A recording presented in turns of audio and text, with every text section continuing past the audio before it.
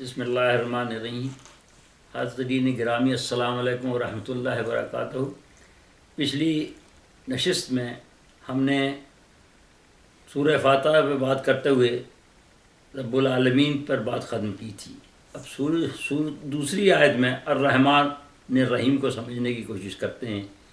یہ مفرد لفظ الرحمن عربی لغت کے عالموں کے نزدیک صیغہ مبالغہ ہے، جس کے معنی ہے کہ اس جیسا کوئی رحم کرنے والا نہیں، لیکن ہم اس کے ماننے والے ذرا سی بات پر مشتعل اور ناراض ہو جاتے ہیں، تعلقات منقطع کر لیتے ہیں، جبکہ وہ فرما رہا ہے کہ رحم کرو تاکہ رحم کیے جاؤ، اور طائش میں آ کر یہ فعل عام آدمی سے ہی نہیں بلکہ بڑے بڑے لوگوں سے ہوتا ہے۔ حضور کا دور ہے اور حضور کے بعد سب کی نگاہوں میں حضرت ابو بکر انتہائی متحمل مزاج اور ضبط کرنے والوں میں شامل ہیں۔ ان کے وصف میں متعدد حدیثیں بھی موجود ہیں، مگر وہ اس بات پر اپنے ایک بھانجے سے ناراض ہو جاتے ہیں جو کہ تقاضۂ بشریت تھا کہ اس نے اس پروپیگنڈے میں حصہ کیوں لیا جو منافقوں اور یہودیوں نے ان کی لخت جگر ام المومنین حضرت عائشہ صدیقہ کے بارے میں واقع افق کی شکل میں گاڑا تھا۔ وہ عہد فرما لیتے ہیں کہ میں اس کی جو نادار ہونے کی وجہ سے ہمیشہ مدد کرتا آیا تھا، آئندہ نہیں کروں گا، لیکن اللہ تعالیٰ نے فوراً ایک آیت نازل کر کے ان کو ایسا کرنے سے روک دیا۔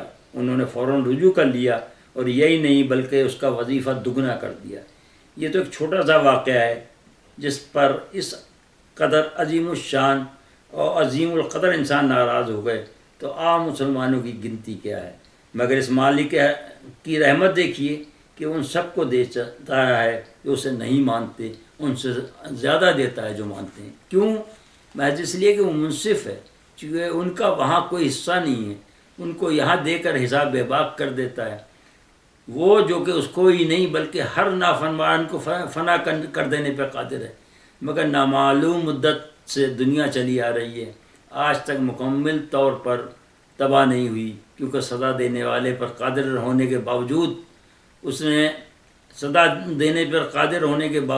نے رحم کو اپنے اوپر واجب فرما لیا ہے، مگر صرف چاہنے والوں سے ایک شرط رکھی ہے کہ تم بس میرا کہا مان لیا کرو۔ ہے کوئی ایسا مہربان؟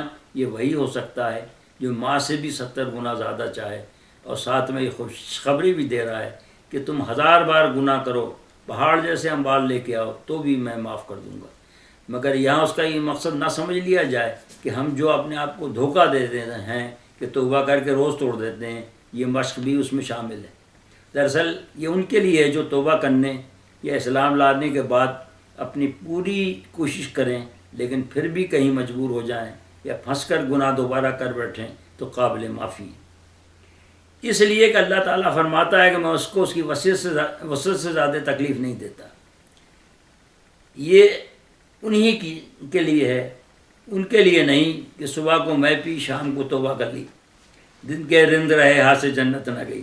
رحم کے بارے میں فرمان یہ ہے کہ میں رحیم ہوں، رحم کو پسند کرتا ہوں، اس لیے میں نے رحم کو اپنے نام سے بنایا ہے، لہذا جو اس کا لحاظ کرے گا اس کا لحاظ میں بھی کروں گا۔ اس میں سب سے خوبصورت سبق صلہ رحمی کے لیے ہے، یعنی تم اپنے قریبی عزیز ہیں جو عزیز ہیں جن کے ساتھ رحم کا رشتہ ہے بہتر سلوک کرو، میں تمہارے ساتھ بہتر سلوک کروں گا۔ ہم کیا کرتے ہیں؟ وہ کرتے ہوئے سوچنا چاہیے کہ بیوی سے غلطی ہو گئی، بچوں سے غلطی ہو گئی، آنکھ، بھائیوں سے تعلقات منقطع، سسرال سے تعلقات منقطع، اور یہی گمراہی عام آدمی نہیں بلکہ بڑے بڑے جائز سمجھتے ہیں۔ میں افسوس کے ساتھ عرض کروں گا کہ اس میں ہمارے علماء تک بے خبر ہیں۔ میں ٹی وی کے ایک مذہبی چینل پر پروگرام دیکھ رہا تھا، ایک مفتی صاحب نے سوال کیا گیا کہ داماد اپنے ساس کا احترام نہیں کرتا ہے۔ جواب تھا کہ سسرالی رشتہ داروں کے لیے کوئی ہدایت نہیں ہے۔ غالباً سب کچھ ان کی نظر سے نہیں گزرا ہوگا، ان کے مسلک کے علماء نے اس کی تفسیر اور یہ حدیث نہیں لکھی ہوگی، نہ ہی نکاح کے خطبہ مسنونہ میں پڑھی جانے والی آیت کا وہ حصہ کہ تساؤلہ بہی والارحام، تم سے قیامت کے دن رحم سے متعلق عزیزوں کے بارے میں سوال کیا جائے گا، جو کہ اس موقع پہ یہ یاد دلانے کے لیے پڑھی جاتی ہے کہ اب یہ جو عزیزداری بیوی اور اس کے رحمی رشتے ہیں داری کی وجہ سے قائم ہو رہی ہے، ان کا جو پہلے سے تمہارے تھے ان کا اب دونوں کا احترام کرو۔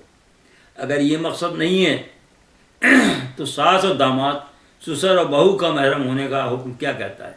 میرے خیال میں جواب یہ تھا کہ ساس کو چاہیے کہ داماد اب قیامت تک کے لیے اس کا بیٹا بن چکا ہے، وہ اس کو ماں کا پیار و عزت دے، اور داماد کو چاہیے کہ وہ ساس کا ماں کی طرح احترام کرے، کیونکہ اسلام یہ حکم دیتا ہے کہ چھوٹے بڑوں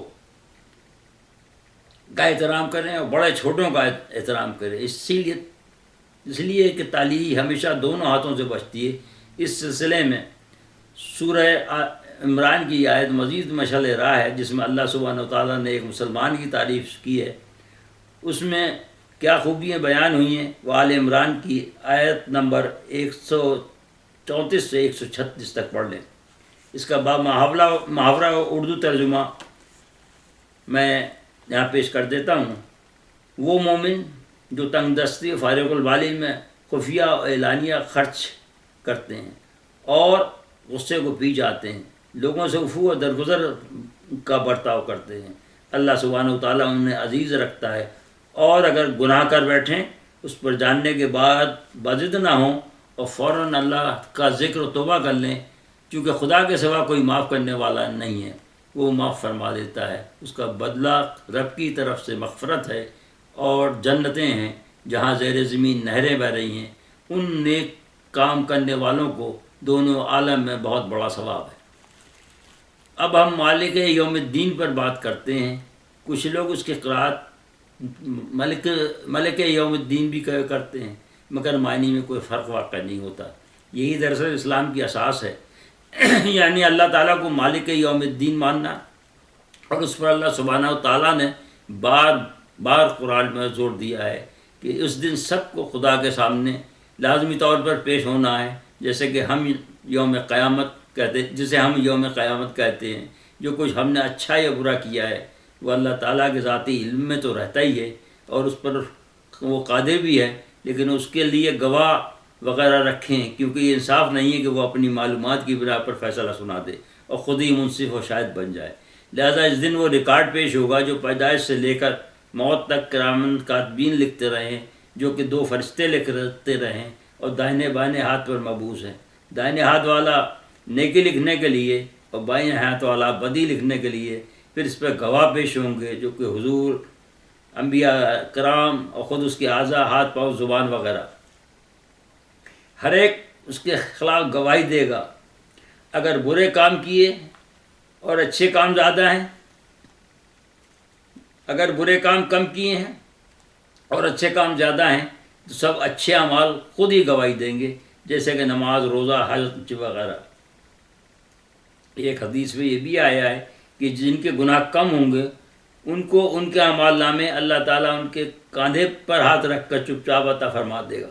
دنیا میں دراصل بھیجنے کا مقصد ہی یہ تھا کہ سب پاک و صاف ہو کر واپس جنت آئیں، کیونکہ رازق ہونے کی بنا پر یہ بھی اس کی ذمہ داری یہ ہے کہ وہ جنت اور دوزخ دونوں کو رزق عطا فرمائے۔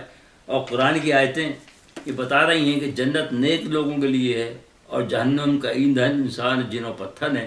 تو جنہوں نے یہاں اسے یاد رکھا وہ تو وہاں آرام میں رہیں گے، اور جنہوں نے بھلا دیا وہ جہنم کا ایندھن بنیں گے، اور قرآن کہہ رہا ہے کہ ان کا عذاب کبھی ہلکا نہ کیا جائے گا۔ خدا ہم سب کو اس عذاب سے بچائے، آمین۔ جب حساب ہو چکے گا تو ایک دور شفاعت کا بھی آئے گا، جس میں بہت سے لوگ اپنے عزیزوں کو اپنے درجے میں لے جا سکیں گے۔ جو کم درجے کے ہوں گے سب سے پہلے حضور شفاعت فرمائیں گے، مگر کس کی؟ امتیوں کی۔ امتی کون ہے؟ جو حضور کی راہ پر یا ان کے صحابہ کی راہ پر چلے، سب کی نہیں، کیونکہ اس میں تو منافق بھی تھے، حضور کی امت میں نہ ماننے والے بھی تھے۔ ایک حدیث میں یہ بھی ہے کہ جو جس سے محبت کرے گا وہ جنت میں اسی کے ساتھ ہوگا۔ اس میں اضافہ یہ بھی ہے کہ جو مجھ سے محبت کرتے ہیں وہ جنت میں میرے ساتھ ہوں گے۔ اللہ ہم سب کو سرکار کے اتباع، سرکار سے سچی محبت کرنے کی توفیق عطا فرمائے، تاکہ ہم اس روح ہو سکیں۔ البتہ جو کوڑا پرچہ امتحان میں لے کر جائیں گے ان کے پاس کچھ نہیں ہوگا، بلکہ وہ ان دوسروں کے گناہوں کے بوجھ سے دبے ہوئے ہوں گے جن کے ساتھ وہ زیادتی دنیا میں کر کے گئے ہوں۔ اللہ ہم سب کو اس گروہ سے بچائے، کیونکہ اس دن کا سکہ روپیہ پیسہ نہیں بلکہ نیک اعمال ہوں گے جو ان دعووں کے بدلے میں وضع کیے جائیں گے جن کے ساتھ کسی نے زیادتی کی۔ جب اس کے پاس لے دے کر کچھ نہیں بچے گا تو مدعی کے گناہ اس کے کھاتے میں لکھ دی جائیں گے، اور حضور کے ارشاد کے مطابق وہ اس دن سب سے بڑا مفلس ہوگا۔